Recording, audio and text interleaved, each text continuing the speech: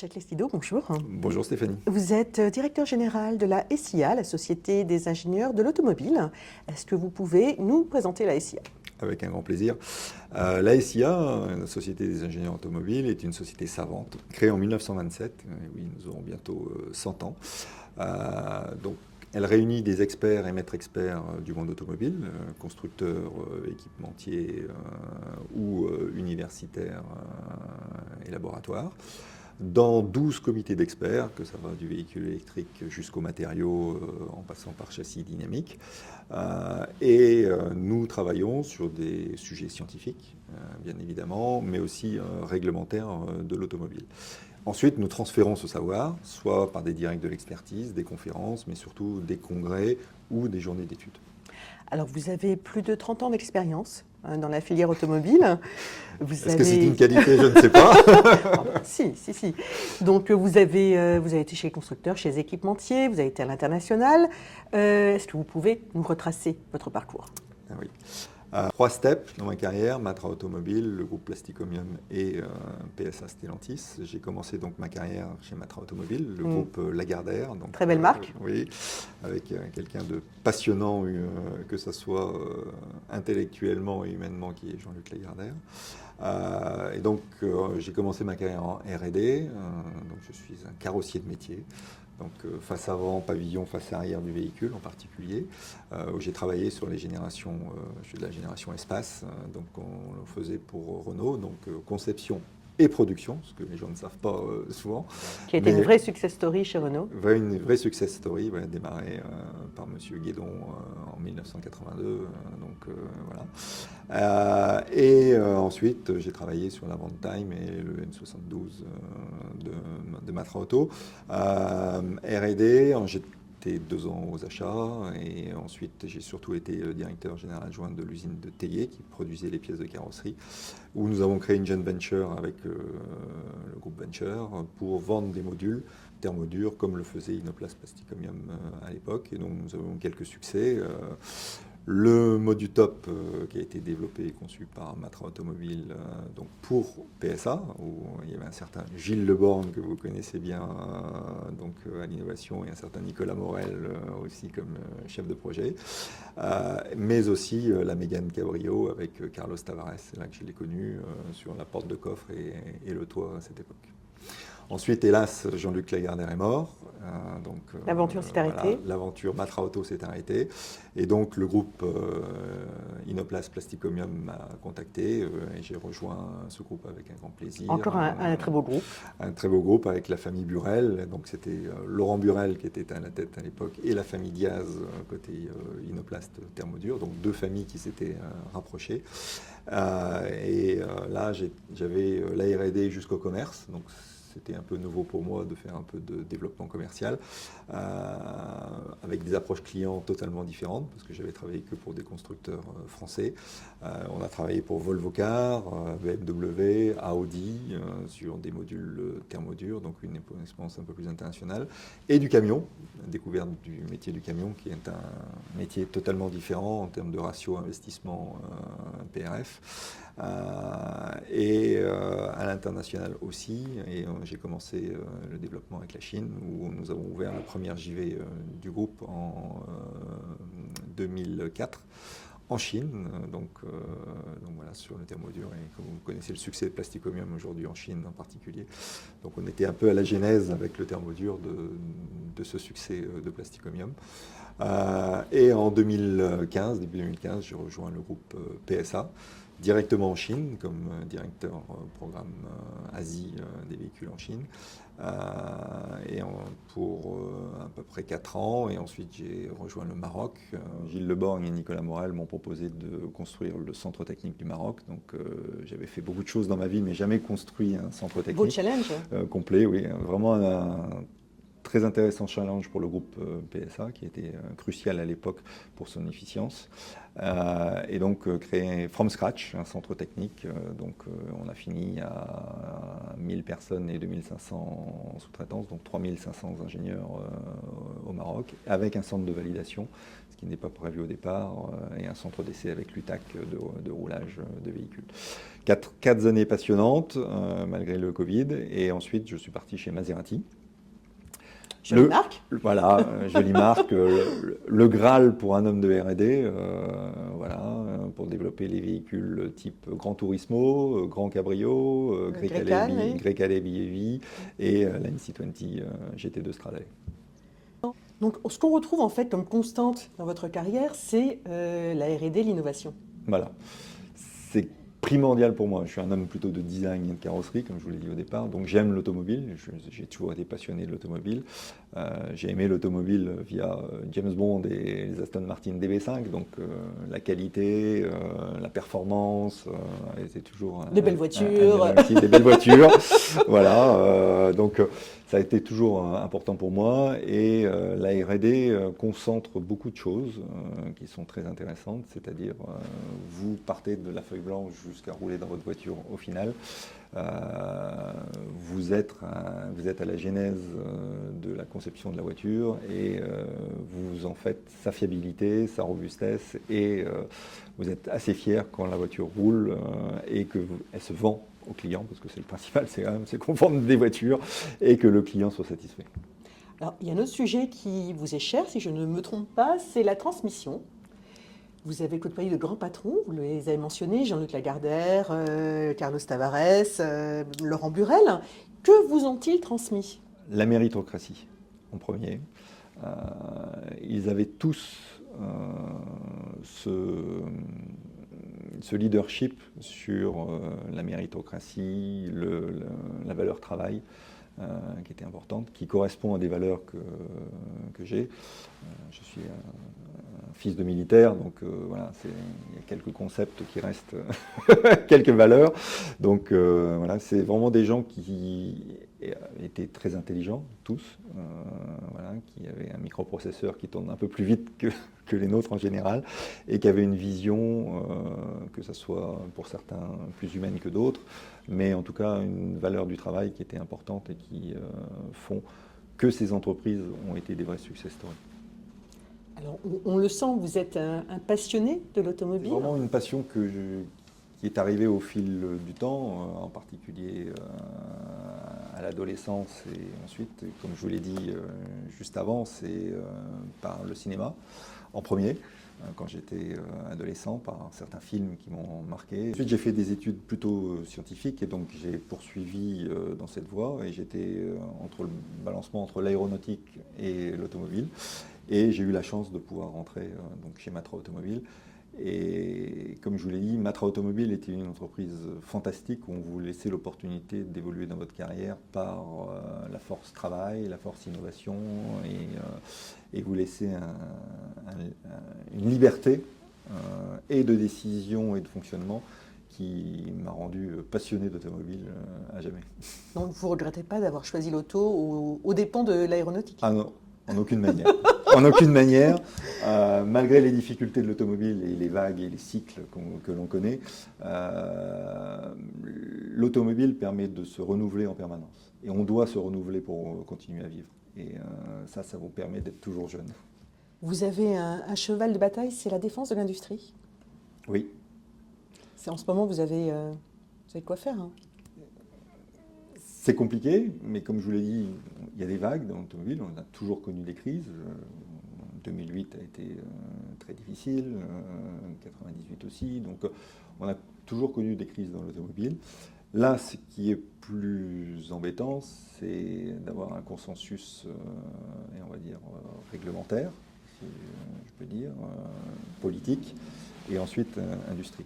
Je suis très frustré du bashing que l'on vit sur l'industrie en général, hein, on ne va prendre que l'automobile, et j'aimerais bien que les valeurs industrielles reviennent un peu plus à la mode, et qu'on arrive à avoir une vraie valeur qualitative par rapport aux gens qui travaillent dans l'industrie, plus que dans d'autres commerces, parce que l'industrie fait vivre énormément de gens, et en particulier l'automobile en France, où nous avons deux fleurons, Stellantis et Renault, qui sont quand même deux grands fleurons de l'automobile et qui sont des entreprises plus que centenaires. Alors le secteur de l'automobile est un milieu très masculin. Est-ce qu'en 30 ans de carrière, ou même 32 ans, vous avez constaté une évolution? Ah oui, énormément. Après, il ne faut pas se tromper de débat. L'automobile, il y a toujours eu des femmes dans l'automobile. Et ça, c'est quelque chose que je répète régulièrement. En production, quand j'ai démarré ma carrière, il y avait énormément de femmes pour des qualités qu'elles ont intrinsèques. C'est-à-dire, au niveau de la qualité, elles sont plus précises. Au niveau du travail, donc dans les ateliers de siège, électricité électronique, vous trouviez énormément de femmes à l'époque. Donc il ne faut pas se tromper de débat. Après, dans les années futures, dans les postes de management, dans les postes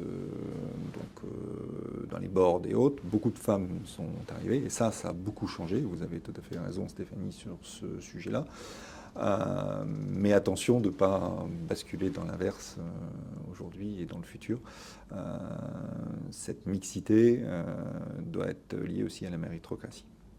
Vous avez le sentiment que le fait de vouloir imposer des quotas, notamment dans le management, en termes de mixité, ça a un peu un effet inverse? Oui, sûrement, et je vais sûrement choquer beaucoup de vos lecteurs et lectrices et auditeurs et auditrices, mais il est important parce que le monde a changé.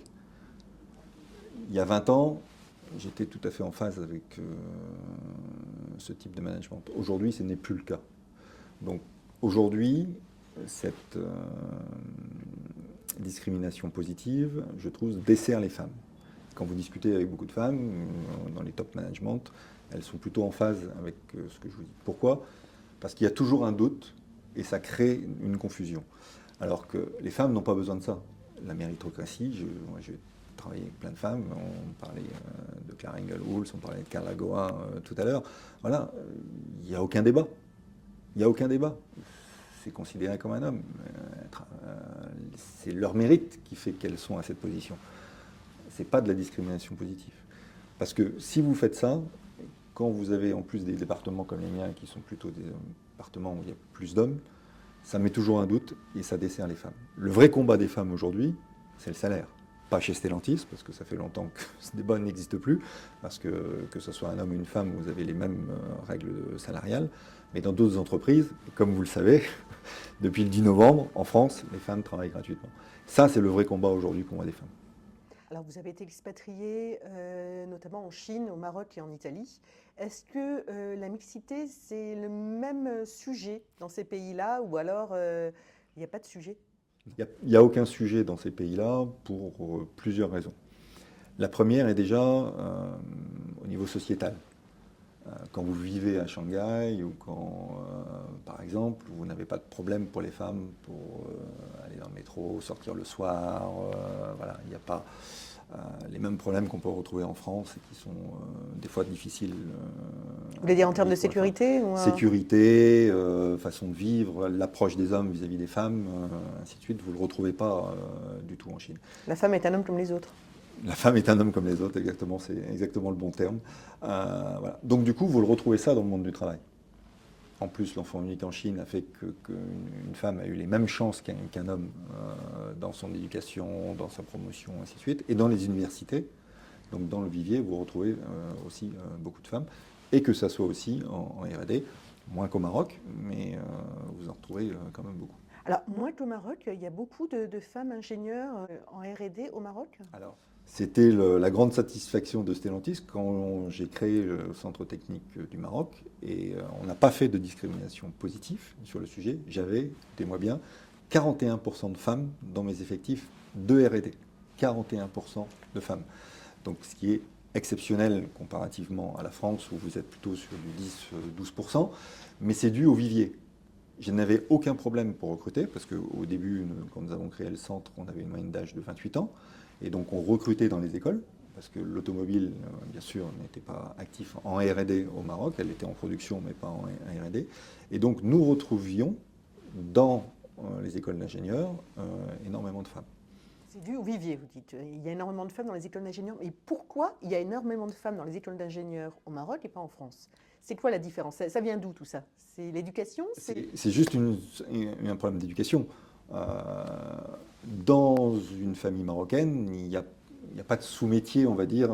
Voilà, être ingénieur en R&D automobile est une fierté. C'est une fierté de travailler dans l'automobile. L'automobile est un fleuron, il se développe énormément au Maroc. Hein. Comme vous le savez, bientôt 1 million de véhicules seront produits au Maroc.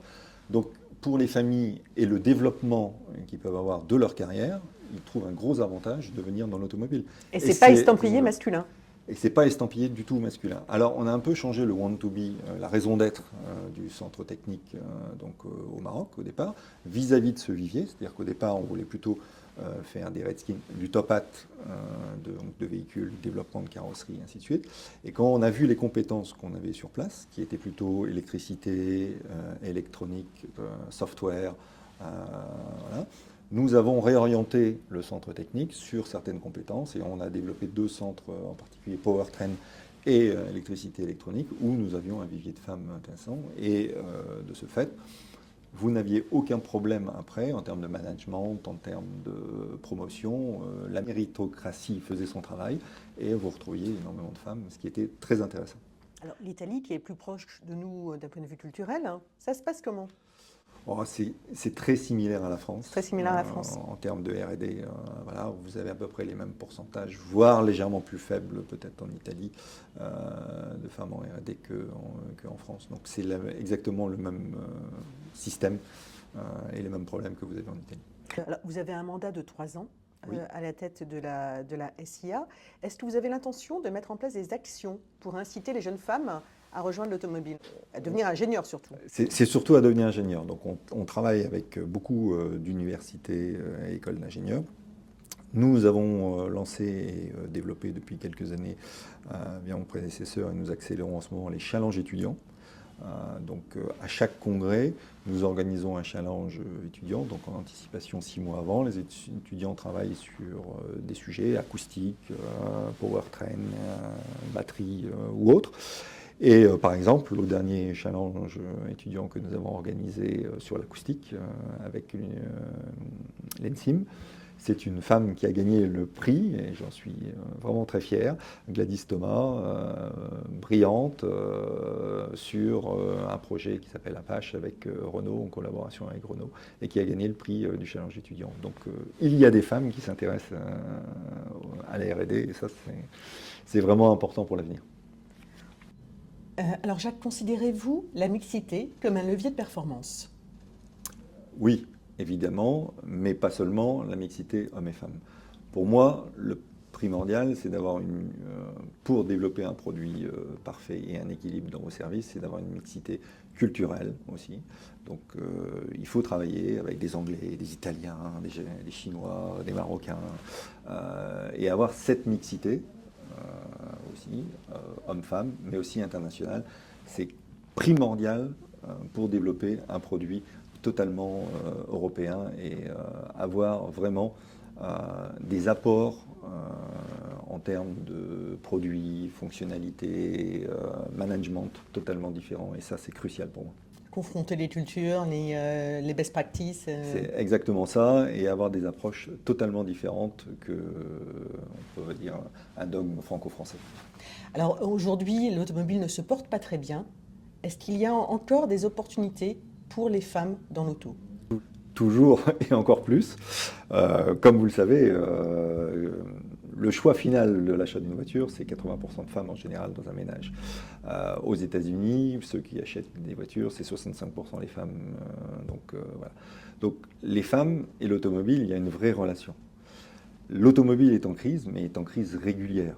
On a connu des crises en 98, en 2008. Vous voulez dire c'est cyclique, hein, voilà, c'est un cycle.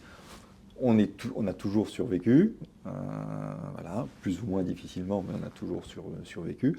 On va survivre à la prochaine. Et pour les femmes, ça changera de toute façon, parce qu'avec les véhicules autonomes, avec les véhicules électriques et autres, le machisme qu'on peut avoir dans certains designs, dans certaines conceptions automobiles, va totalement changer avec l'électrique. Qu'est-ce que vous appelez le machisme dans le design automobile? Aujourd'hui, quand vous regardez une voiture, elle est très ciblée masculine en termes de conception, en termes de design, en termes de ligne, voilà, agressive. Voilà. Oh, la Twingo est plutôt mignonne. Enfin bon, remarquez, c'est une réédition, mais...